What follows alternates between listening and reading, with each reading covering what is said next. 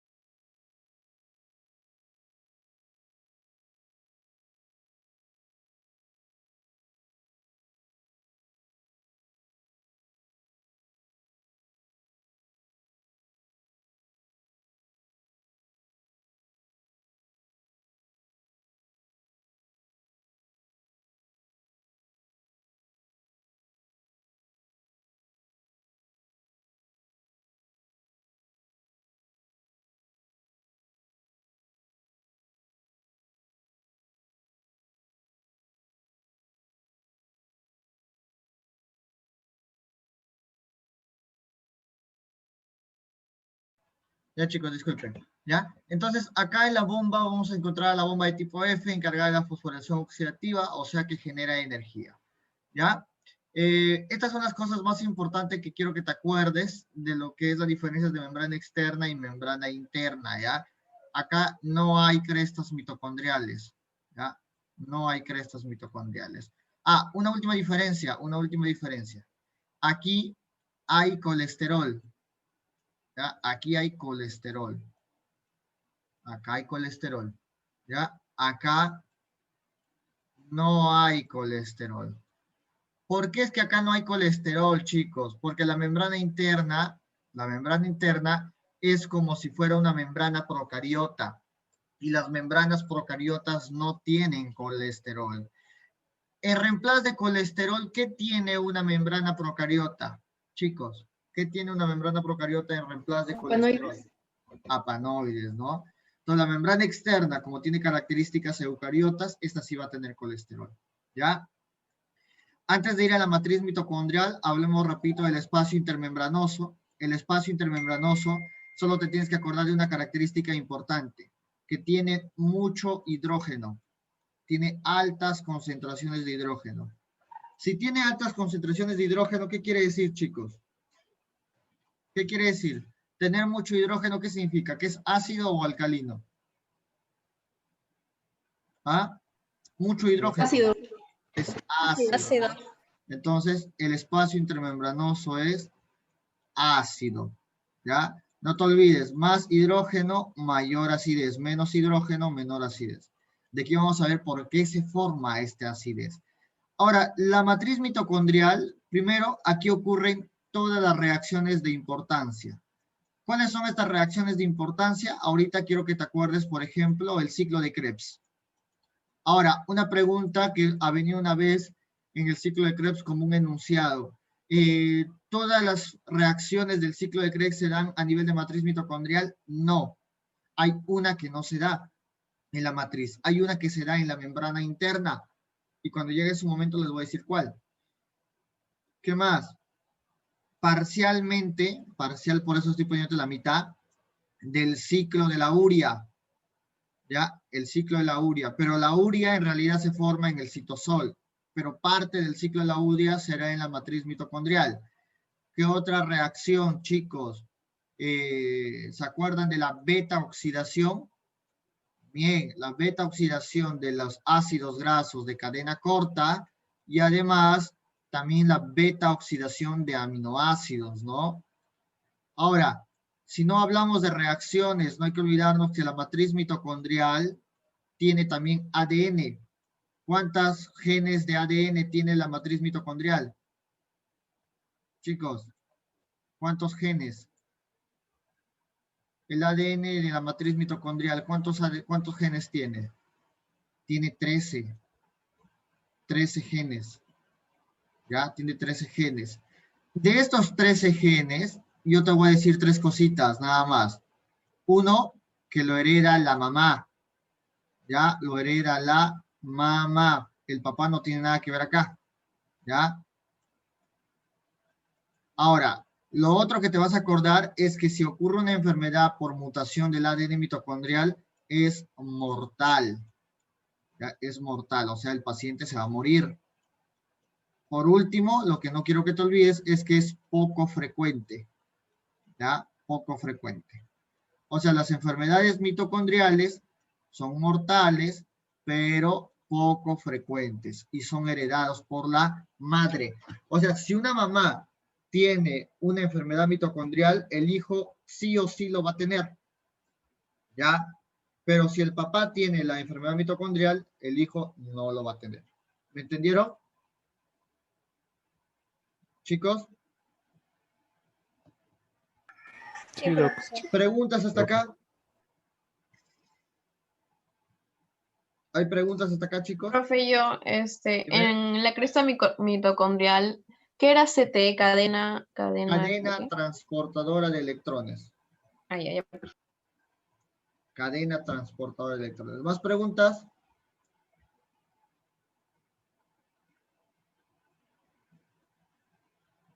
¿No hay más preguntas, chicos?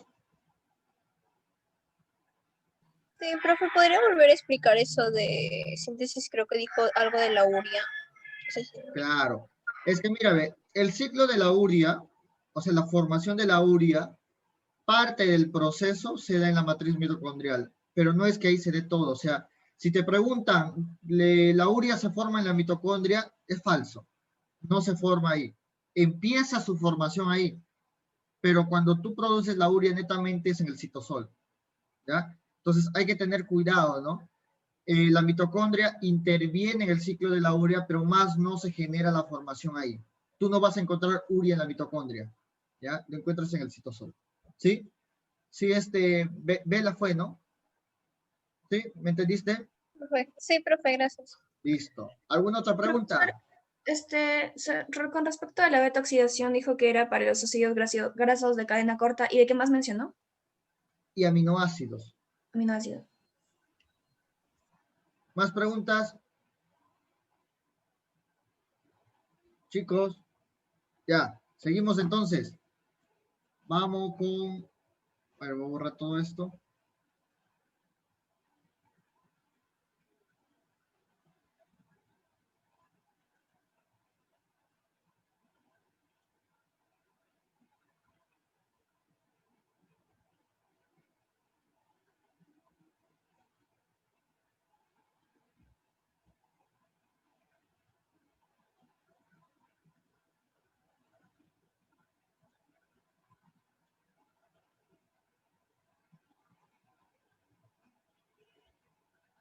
Ya chicos, miren. La respiración celular, ustedes lo van a aprender en 4 etapas, ¿ya? Son 4 pasos para que generes la respiración celular.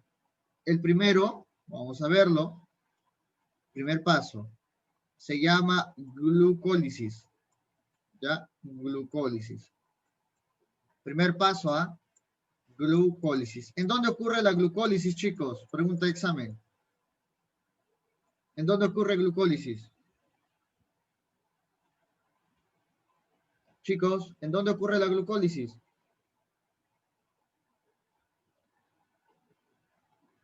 ¿No? Miren, miren, el dibujo es esto, ¿ah? El dibujo es esto. Esto de acá es la matriz mitocondrial. Acá tienes a la membrana interna. Este es el espacio intermembranoso. Espacio intermembranoso. Esta es la membrana externa. Y esto es el citosol. Repito. ¿En dónde ocurre la glucólisis entonces? En el citosol. En el citosol. Pregunta de examen. ¿Dónde ocurre la glucólisis? No se confundan, ¿ah? Entonces, ¿cómo es la glucólisis? Entra la glucosa, vamos a imaginar que la parte que viene de la flecha es la membrana celular. La glucosa entra a la célula e inmediatamente se convierte ¿en qué se convierte, chicos? Glucosa 6-fosfato, ¿cierto? ¿Sí, chicos? ¿Quién hace que la glucosa se convierta en glucosa 6-fosfato? 2 enzimas. 1, la hexoquinasa, y 2, la glucoquinasa. Repito, ¿quiénes son las 2 enzimas que convierten la glucosa en glucosa 6-fosfato? Hexoquinasa y glucoquinasa. ¿Cuál es la diferencia de la hexo y la glucoquinasa? Que la glucoquinasa es dependiente de insulina y la glucoquinasa tiene la capacidad de transformar glucosa en glucosa 6-fosfato con mayor facilidad y mayor velocidad. ¿Cuál es el único problema? Es que depende de quién, de la insulina. ¿Estamos, chicos? Hasta aquí, ¿entendido? ¿Podría Ya. repetir, profesor? ¿Cuál parte, doctor? De las enzimas que participan en... Claro, las 2 enzimas son hexoquinasa y glucoquinasa. ¿Ya? La diferencia de estas 2 es que la glucoquinasa es dependiente de insulina, pero además que es dependiente de insulina, tiene mayor velocidad de transformar la glucosa en glucosa 6-fosfato y además tiene mayor capacidad, ¿ya? Ahora, la glucosa 6-fosfato, una vez que ya está de esta forma, tiene varias rutas. Puede ir a formar glucógeno, se llama glucogenogénesis. Puede ir a la vía de las pentosas y formar purinas, ¿ya? Pero lo que me importa es que esta glucosa 6-fosfato entra a glucólisis. O sea, que al final te va a dar como producto, ¿qué cosa, chicos? 2 moléculas ¿de qué? De piruvato. Esto es lo que me importa. Que al final me dé piruvato. ¿Ya? Acá ocurre un montón de procesos. ¿Ya? La glucosa 6-fosfato se convierte en fructosa 6-fosfato, 1,2 bifosfato, ¿ya? Un montón de procesos que no me importa. En bioquímica se tendrán que aprenderlo, pero acá no. ¿Ya? Nunca han preguntado los procesos que están dentro de la glucólisis. Lo único que debes saber es 2 cosas. 1, que todo inicia en la glucosa 6-fosfato. Y 2, que se convierte en 2 moléculas de piruvato. O sea, cada glucosa te va a producir 2 moléculas de piruvato. ¿Qué más tengo que aprenderme acá? Que durante el proceso tú vas a producir, te voy a poner la P de producir, ¿qué cosa? 4 moléculas de ATP, ¿ya? 4 moléculas de ATP y 2 moléculas de NAT, ¿ya? Pero no NAT solito, sino NAT reducido. Así se llama cuando estás con cargas que esté cargada el NAD. ¿Ya? Ese es NAD reducido. Son los productos de la glucólisis. Y además, para que pueda ocurrir, necesita de 2 moléculas de ATP. Entonces, chicos, por deducción, ¿cuánto es la ganancia neta de ATP acá? Ganancia neta. 2. 2, ¿no? 2. ¿Cuánta energía produce la célula por respiración celular? ¿Han escuchado alguna vez de eso? ¿De cuánta energía se genera? Chicos. 38 me parece ATP. 36 a 38, 36. ¿cierto? ¿Y cuántas tienes hasta ahorita? 4. 4. ¿4? 2. ¿Seguros?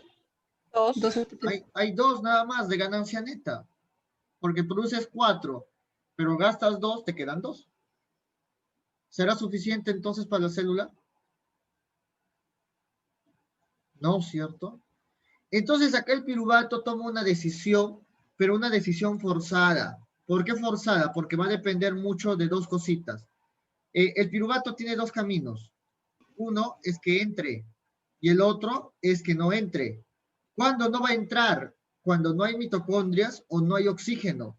Si no hay mitocondrias, si no hay oxígeno, el piruvato se convierte en lactato.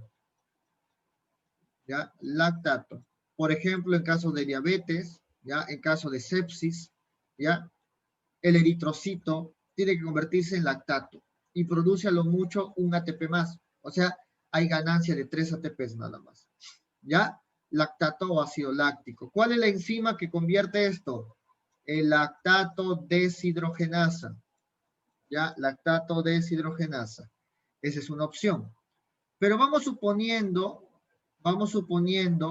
que sí hay mitocondria y sí hay oxígeno. Entonces empieza el segundo paso de la respiración celular. ¿Ya? El segundo paso, que se llama descarboxilación del piruvato, o también puede llamarse oxidación del piruvato, como quieras, ¿ya? Repito, el segundo paso de la respiración celular es entonces, ¿cuál? Descarboxilación del piruvato o oxidación del piruvato. ¿Sí? ¿Estamos? ¿Estamos, chicos? ¿Qué va a ocurrir acá? El piruvato se va a convertir en acetil coenzima A.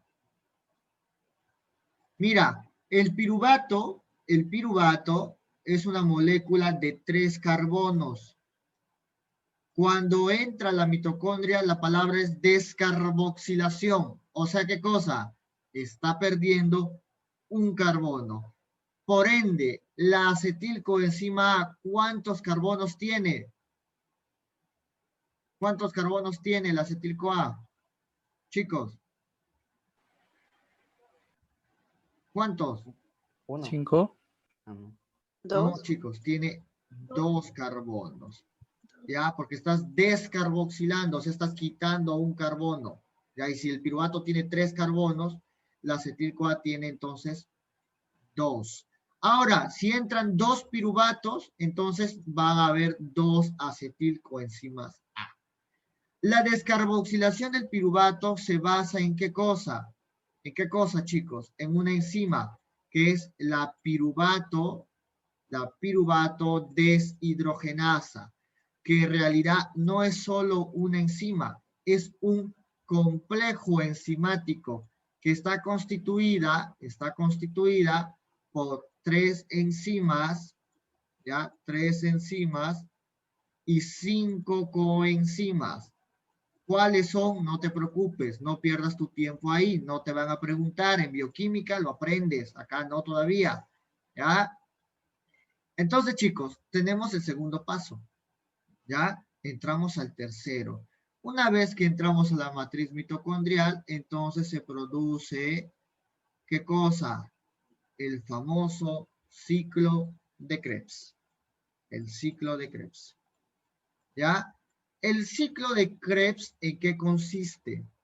¿En qué consiste?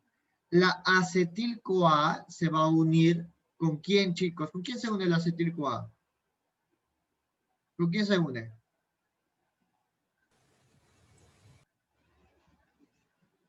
¿Alguien se acuerda con quién se une la acetil-CoA? Se une con el oxalacetato, ¿ya? Entonces, la acetil-CoA se une ¿con quién? Con el oxalacetato. Espera, lo voy a poner acá mejor, ¿ya? Porque el oxalacetato va a estar por acá. ¿Ya? El oxalacetato. Se une con la acetil-CoA y te forman el citrato, o el ácido cítrico, ¿ya? Por eso es que el ciclo de Krebs se llama también ciclo del ácido cítrico o ciclo de los ácidos tricarboxílicos, ¿ya?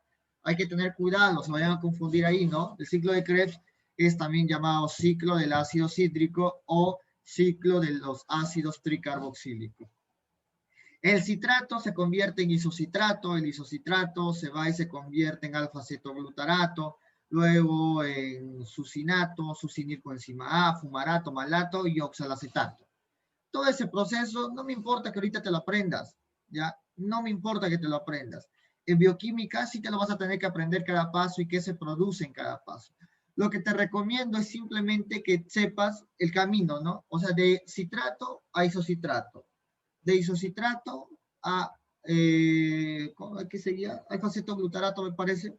A ver, pero vamos a poner mejor el ciclo de Krebs para no confundirnos. Ya, espera un momento. Se me fue ahorita el orden. Ya. A ver, chicos. Entonces, el citrato se convierte en isocitrato. En el proceso puedes encontrar aconitato. Ya, pues no lo mencionen mejor. Es citrato, isocitrato, alfa-cetoglutarato, sucinilcoenzima A, sucinato, fumarato, malato y oxalacetato, ¿ya? Ese es el orden que tienes que aprendértelo. No te aprendas qué proceso ocurre o qué se libera en cada uno todavía, si no te vas a confundir, ¿ya? Y no queremos que te confundas. ¿Estamos, chicos? Chicos, ¿estamos? Ya. Pero qué cosas sí te tienes que aprender y fijarlo bien, pero bien, es cuáles son los productos del ciclo de Krebs. ¿Cuáles son los productos del ciclo de Krebs? Y son 4 productos, ¿ya? Vamos a ponerlo de otro color. Primer producto, y te lo pongo primero porque es el menos importante y me da igual si te lo aprendes o no, que es el dióxido de carbono, ¿ya? Ese si quieres apréndetelo. Pero a partir de acá sí, mira, 3 NAT, te produce 3 NAT. ¿NAT solito? No. NAT reducido, ¿ya? NAT reducido. ¿Qué más te produce? Un FAT. Un FAT. ¿FAT solito? No, un FAT reducido, ¿ya? Y finalmente te produce GTP. Este GTP se convierte en ATP. Ya, miren, pero como son 2 acetilcoenzima A, ¿qué vas a hacer? A todo lo vas a multiplicar por 2. Por 2, por 2 y por 2. ¿Todos me entienden por qué estoy multiplicándolo por 2? ¿Alguien tiene dudas sobre eso? Chicos, ¿todos entienden por qué lo multiplico por 2? Chicos. Sí, profe, ¿Sí? porque hay dos acetilcoenzima. Claro, entonces van a ser 2 vueltas del ciclo de Krebs, ¿ya? Entonces, esa es la razón. ¿Sí, chicos? Ya. ¿Cuántos ATPs tenemos hasta ahorita? A ver, Anderson, cuenta cuántos ATPs tenemos en los 2 procesos. 3, perdón, este es el tercer paso. Tercer paso, ciclo de Krebs.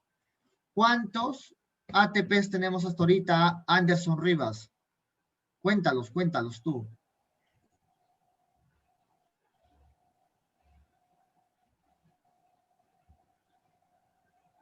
Te ayudo, Anderson, para irnos en orden. Vamos en orden. Ya, vamos a ir en orden. Mira, ¿todos ven el puntero de color rojo? Sí, sí se ve. Ya. Glucólisis, ¿cuántos ATPs hay? Anderson, ¿cuántos ATPs hay acá? 4. 4, pero ganancia neta, 2. 2. Mira, 2. Vamos a suponer que entró a la mitocondria porque hay mitocondria de oxígeno. En la descarboxilación del piruvato, ¿habrá algún producto? Sí hay productos, ¿ya? Vamos a poner acá cuáles son los productos, ¿ya? Primer producto, CO2. ¿Te importa el CO2, Anderson? No. Ahorita no. ¿Cuándo te va a importar? Cuando estudies ciclo de la urea. Mientras tanto, déjalo ahí. ¿Qué más produce? Te produce NAT, ¿ya? NAT. ¿Ya? NAT. NAT solito, no, NAT reducido. Entonces agregas acá el hidrógeno. ¿Cuántos, Anderson? 1. Pero si son dos piruvatos, lo multiplicas por 2. Ya, seguimos, Anderson. ¿Cuántos ATPs teníamos hasta ahorita? 2. 2. En el ciclo de Krebs, ¿cuántos ATPs produces? 2. Serían 2 4. nada más. Entonces, ¿cuántos tienes hasta ahorita? 4 ATPs. 4. ¿Será suficiente? ¿Suficiente o no suficiente? No, todavía no. La meta es llegar a 36 a 38. Entonces, ¿qué hago ahora? ¿Qué hago ahora? Ya, viene el siguiente paso. Y te vas a acordar acá. ¿Cómo se llamaban estas cositas que estaban en la cresta mitocondrial? ¿Alguien se acuerda? ¿Citocromas? No. ¿Cómo se llaman estas cositas? Las ATP sintetasa. Ya, solo eso. ¿Solo eso estaba en la cresta? Acá estamos haciendo un zoom. Un zoom. ¿Ya? Estamos haciendo un zoom para identificar qué es lo que está aquí. ¿Ya? Vamos a hacerlo bonito. Vamos a cambiar de color a esto. La bomba F. Los ¿Solo complejos. eso? ¿Solo eso está? La cadena transportadora de electrones. Ya, la cadena transportadora de electrones y luego está la bomba, ¿no? Entonces, esperen, vamos a hacer el dibujo y les voy a explicar.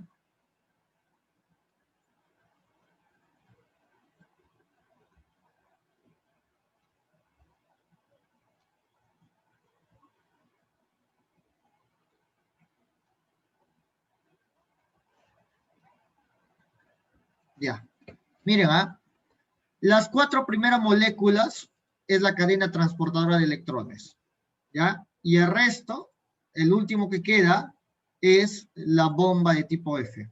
Acabo de poner la bomba de tipo F. Estamos. O sea, aquí se realiza la fosforilación oxidativa y aquí está la cadena transportadora de electrones. Miren acá, chicos, miren acá. El NAT, todos los NAT que estén en la mitocondria van a venir acá. ¿Ya? Van a venir acá. Y se van a convertir nuevamente en NAT normal. ¿Qué ha pasado acá? La pregunta. ¿Qué es lo que ha pasado acá? Ha dejado sus electrones. Entonces, todos los NAT, incluyendo, por ejemplo, este que está acá, ya viene y deja sus electrones. Ya deja acá.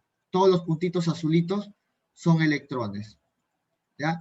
Pero va a llegar un momento que este complejo, que es el complejo 1,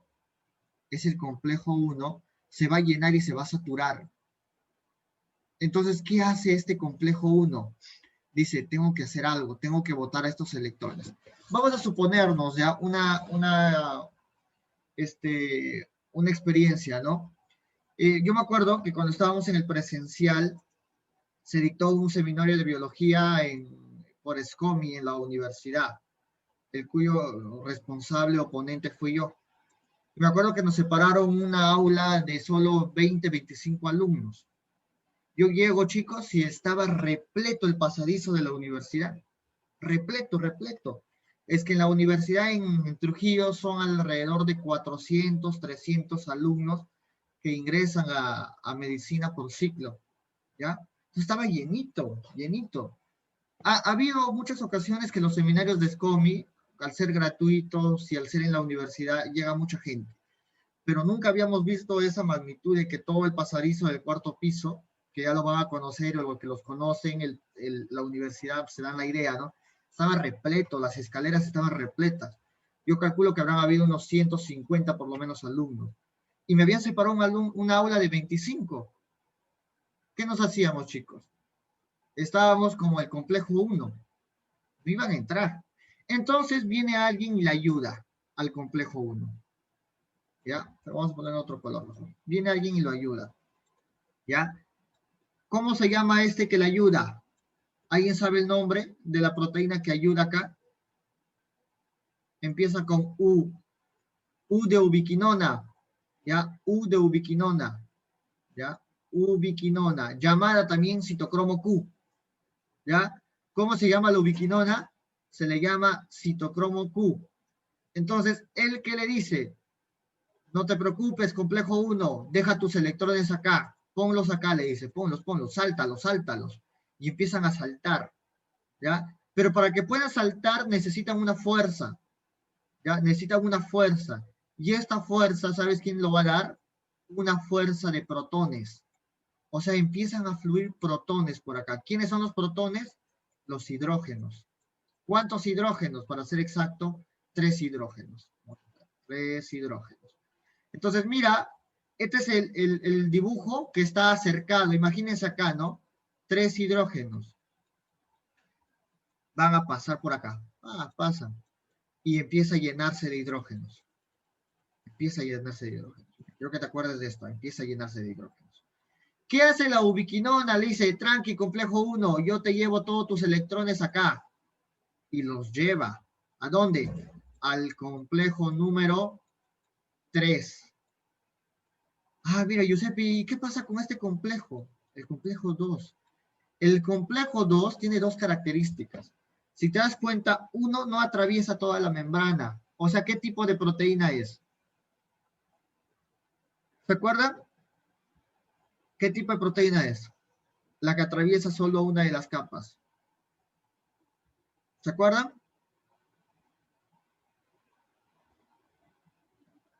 ¿Monótrica? ¿Cómo? ¿Monótrica? Monotópica. Monotópica. Monotópica. ¿Ya? Se llama monotópica. Y esta proteína, este complejo 2, es una proteína o una enzima del ciclo de Krebs. ¿Ya? Es una proteína del ciclo de Krebs. Y ahí está la pregunta que te hice hace un momento, que les hice hace un momento, chicos. ¿Todas las proteínas del ciclo de Krebs están en la matriz mitocondrial? No, ¿ya? No. ¿Y cómo se llamará esta enzima, chicos? ¿Cómo se llamará esta enzima? ¿Alguien sabe cómo se llama esta enzima? Chicos, ¿alguien sabe cómo se llama esta enzima?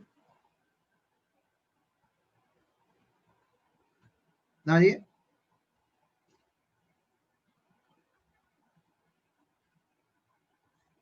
Chicos, ¿nadie latina?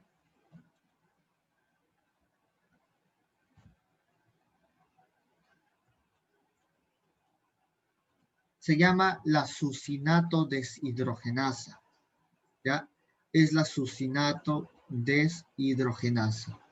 Entonces, aquí, ¿qué va a ocurrir, chicos? Aquí, ¿qué va a ocurrir? ¿Qué ocurre aquí?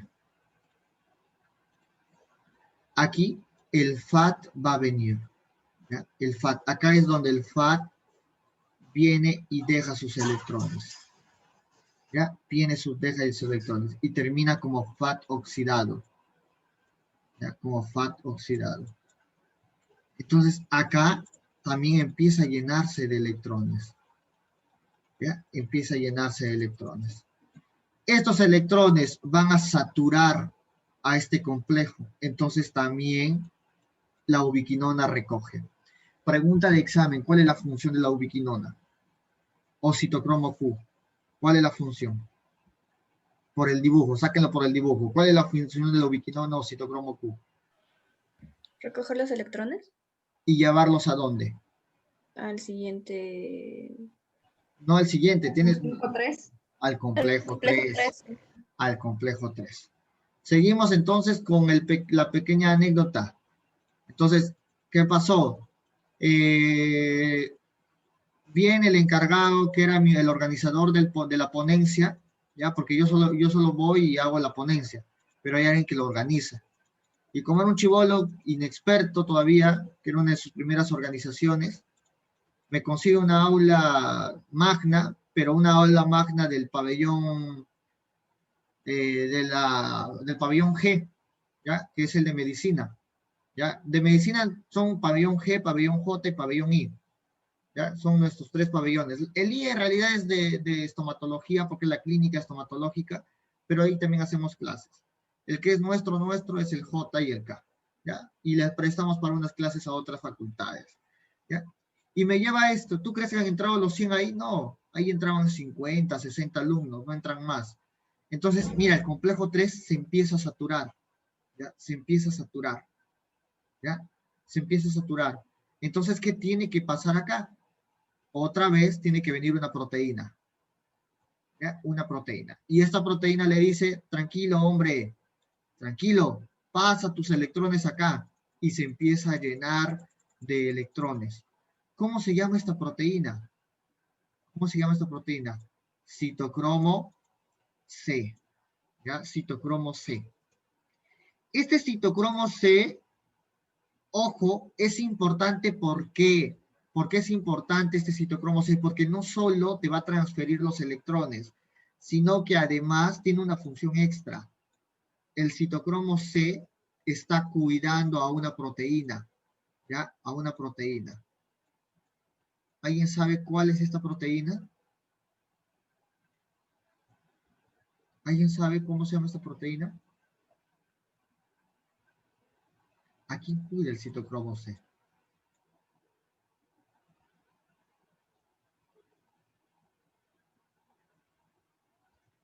O al revés, ¿no? ¿Quién cuida? En realidad es quién cuida el citocromo C. Hay alguien que lo está cuidando. Porque si se sale, si el citocromo C sale, ojo, acuérdate, si el citocromo C sale de la mitocondria, un caos. ¿Por qué? Porque puede generar apoptosis. Acuérdate, genera apoptosis. Si el citocromo C se sale de la mitocondria, genera apoptosis. Entonces acá hay un pata que lo está cuidando, que se llama BCL2. El BCL2 entonces es un antiapoptótico. Antiapoptótico. Y si el BCL2 no está, se escapa el citocromo C y genera apoptosis, muerte celular programada. Apoptosis significa muerte celular programada. Seguimos entonces. ¿Qué hace este de aquí entonces? El citocromo C necesita traer los electrones, los mueve, pero para que pueda moverse necesita una fuerza apotromotriz para que estos puedan saltar. Nuevamente, estamos hablando de hidrógeno, por ahora son 2. ¿Ya? Entonces miren acá, flujo de hidrógenos. 2 hidrógenos. ¿Te acuerdas que hablamos cuando mencionamos la estructura de la mitocondria? ¿Qué te dije yo que era una de las características del espacio intermembranoso? Chicos, Que tenía tendencia ácida. Es ácido. es ácida. ¿Por qué? ¿Ya te has dado cuenta por qué?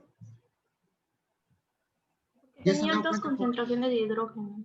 Claro, pero ¿por qué? Por esta fuerza protomotriz. Porque el hidrógeno empieza a moverse desde la matriz al espacio intermembranoso. Y esta es la razón de por qué se acidifica el espacio intermembranoso. ¿Ya? Ojo. ¿Qué es el citocromo C entonces? Pregunta de examen. Lleva los electrones desde el complejo 3 al complejo 4. Este es el complejo 4. ¿Y ahora qué hago? Ya no hay más complejos. ¿Qué pasa entonces ahora? Acá viene una molécula que es el oxígeno. El oxígeno, pregunta de examen, es considerada el principal aceptor de electrones. Sin oxígeno no va a completarse la respiración celular. ¿Ya? Necesita sí o sí oxígeno. ¿Para qué? Para que reciba los electrones del complejo 4 y se convierta en agua. ¿Ya? Se convierte en agua. ¿Está bien, chicos? Se convierte en agua. Para que puedan saltar los electrones nuevamente, ¿qué cosa? Fuerza protomotriz. ¿Cuánto esta vez? Nuevamente 3 hidrógenos. Miran el zoom. Siguiente complejo. Otra vez pasan hidrógenos. 3 de nuevo. Más ácido la espacio intermembranoso. ¿Cómo se llama todo esto? Cadena transportadora de electrones. Ahora, la conclusión de todo esto es que el espacio intermembranoso está lleno de hidrógenos. Y acá viene, entonces, el protagonismo de la bomba de tipo F. La bomba de tipo F tiene dos subunidades, una F sub 0 y una F sub 1. La F sub 0 es una proteína estructural, atraviesa toda la membrana, es transmembranosa. La F sub 1 es una proteína enzimática, ya no atraviesa la membrana. A esta bomba de tipo F se le llama también complejo número 5, ya se llama complejo número 5. ¿Ya? ¿Qué hace este? Por cada 3 hidrógenos que pasen a través de la proteína, esta de aquí va a actuar como si fuera una turbina y va a producir ¿qué cosa? ATP. ¿A partir de qué cosa? De ADP más fósforo inorgánico. Lo que tienes que aprender acá es algo muy sencillo, que por cada NAT reducido, se produce 3 ATPs. Y por cada FAT reducido, se produce 2 ATP.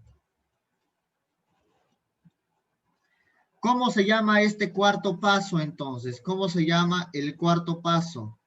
Cadena transportadora de electrones asociada a fosforilación oxidativa.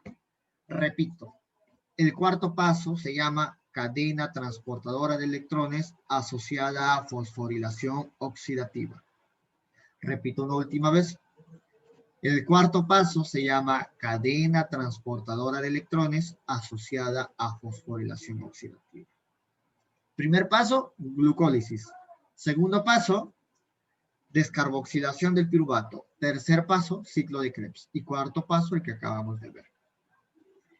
Hacemos la conclusión. Miren, hacemos la conclusión. Y vamos a poner acá un cuadrito bien bonito. Vamos a poner acá paso. Vamos a poner paso. Vamos a poner acá productos. Y vamos a poner acá ATP. Ya, ATP.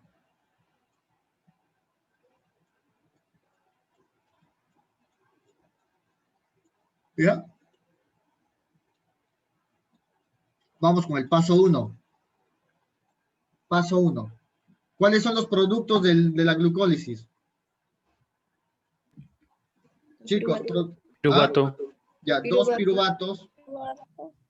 Dos piruvatos, ¿qué más? Y la ganancia de 2 ATP. ¿Cómo? 2 ATP. La ganancia de 2 ATP. 2 ATPs. ¿Qué más? 4 Y moléculas. 2 NAT. Ay, 2 NAT. NAT reducidos. Ya. ¿Cuál es la ley? Si son 2 NAT, ¿lo multiplico por 3? ¿Lo multiplico o no lo multiplico? Sí, por 3 ATP. Acá todavía no. ¿Saben por qué no lo voy a multiplicar? Porque está fuera de la mitocondria. ¿Ya? Por eso no lo multiplico. Dejémoslo ahí. Lo vamos a dejar para el último. ¿Ya? Pero aún no lo multiplico. ¿Ya? Si te preguntan por qué, no está en la mitocondria. Está en el citosol. ¿Cuánto ATP te voy produciendo hasta ahorita? 2 ATP. ¿Ya? 2 ATP. ¿Ya? 2 ATP. Y te voy a poner acá aparte una incógnita. ¿Por qué? Porque todavía te falta el NAT. ¿Ya? Vamos con el paso 2. El paso 2 es descarboxilación del piruvato. ¿Cuáles son sus productos? CO2. ¿Y quién más? 2 Dos, ¿no? moléculas de NAT.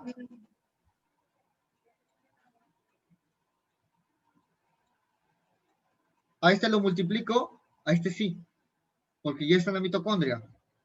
2 por 3, ¿cuánto? 6 ATPs. ¿Estamos? Tercer paso. Ciclo de Krebs. ¿Cuáles son los productos? CO2. ¿Qué más? 3 NAT. 2 FAT. Y un ATP. Pero como todo lo multiplicas por 2, tienes 6 NAT, 4 FAT y 2 ATPs. Miren acá. Esperen, voy a borrar esta M. Ya. ¿Cuántos NAT tienes? Chicos, ¿cuántos NAT tienes? 3 por 2. 3 por 2. 6. Por 3. Chicos, hablen pues, hablen. 6 por 3. 18. 18. 18 pues. 18. Katia, acuérdate ese número, 18. Ya. FAT. ¿Cuántos tienes? Un FAT por 2. 2. Por 2, porque son 2 ATPs que te produce cada FAT, 4. ¿Cuántos tenías antes, Katia? 18. Más 4, Katia. 22. 22. Más 2 ATPs que te produce acá, o en realidad 1, pero como son 2 vueltas, 2. 22 más 2, 26. 24. No, 24. ¿cuánto estábamos? 24. Estábamos Sí, en sí. 22, ¿no? Más 2, 24. Entonces, mira, tenemos 24. Hasta acá. ¿Cuántos ATPs tenemos? 24 más 6, 30. Más 2, 32. ¿Ah? 32. ¿Y la consigna a cuánto era llegar? 36 o 38. ¿Pero qué me falta? Me falta el NAT. Y este de aquí tiene que entrar a la mitocondria. Para eso se usan las famosas lanzaderas. ¿Ya? Las lanzaderas, que son 2. Son 2 lanzaderas. Uno es el glicerofosfato y el otro es el aspartato malato. Así se llaman las lanzaderas, ¿ya? Glicerofosfato y aspartato malato. ¿Ya? ¿Cuál es la diferencia? Que acá multiplicas por 3 y acá multiplicas por 2. ¿Ya? Multiplicas por 3 o multiplicas por 2. La razón es que el NAT, cuando tú entras por glicerofosfato a la mitocondria, se mantiene como NAT. Pero si entra por aspartato malato, se convierte en FAT. Esa es la diferencia. ¿Ya? Seguimos. Entonces, chicos, si entra por glicerofosfato, 3 por 2, 6. Más 32 que teníamos, tienes entonces 38 ATPs. Pero si es aspartato malato, tienes 32. 2 por 2, 4. Más 32, 36. Y acá está la razón de por qué 36 a 38. ¿Cuándo será 36? Cuando se utilice el aspartato malato. ¿Y cuándo será 38? Cuando se utilice el glicerofosfato. Pregunta de examen.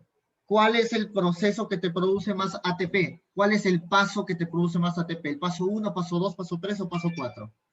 ¿Cuál es? ¿El 4? El paso 4. Normalmente la mayoría se confunde y pone ciclo de Krebs. ¿Por qué? Porque ahí te produce la mayor cantidad de NAT y FAT. Pero no. El ciclo de Krebs te produce únicamente 2 ATPs y no te sirve para nada eso. ¿Ya? Conclusión. Esto se va a dar siempre y cuando exista oxígeno y mitocondrias. Si no hay oxígeno y mitocondrias, no se va a dar esto. Y tiene que ir a formar lactato. ¿Preguntas hasta acá, chicos? ¿Preguntas hasta acá? Gracias. Ya, gracias. ¿Alguna pregunta? No, ¿podría repetir la parte en donde el citocromo C con el complejo 4? Esa parte me perdí. Claro, mira, ve. El complejo C, el citocromo C, perdón, lo que va a hacer es recoger los electrones del complejo 3 y llevarlos al complejo 4. O sea, los mueve. Es como si fuera un carrito transportador. ¿Ya? Solo los mueve y los pone.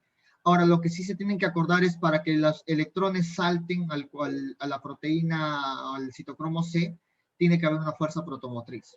Una vez que llegan al complejo 4, ya no hay a dónde más saltar. Entonces viene el oxígeno a salvarlos. ¿Ya? El oxígeno viene y los salva. Y empieza a recibir los electrones y se convierte en agua. Pero para esto también necesita un salto, y el salto es otra vez con protones. ¿Ya? ¿Alguna otra pregunta, chicos? Chicos, ¿alguna otra pregunta? Profesor, chicos. con respecto a la lanzadera, cuando dice que los NAT, ¿me puede explicar esta parte, por favor? No la entendí muy bien. Claro, mira, a ver. La lanzadera sirve para que las moléculas del NAT puedan entrar a la mitocondria y producir la energía que se requiere, ¿no? A través de la cadena transportadora de electrones y fosforilación oxidativa. Ah, no se olviden, ¿ah? El NAT va a dejar sus electrones ¿a dónde? Al complejo 1. Y el FAT, ¿a dónde va a dejar sus electrones? Al complejo 2. No se olviden que el complejo 2 es una enzima del ciclo de Krebs. Importantísimo. ¿Ya? ¿Estamos, chicos? Ya, listo. Ya, entonces la lanzadera es el glicerofosfato y el aspartato malato. ¿Por qué por uno yo lo multiplico por 3 y el otro lo multiplico por 2? Porque el NAT, cuando entra por glicerofosfato, entra como NAT. O sea, no varía. En cambio, cuando yo entro por aspartato malato, el NAT se convierte en FAT. Y lo lógico es que al FAT lo multipliques por ¿cuánto? Por 2. Esa es la razón. ¿Entendido, doctora? ¿Sí me entendiste? Sí, sí, gracias. ¿Alguna otra pregunta, chicos?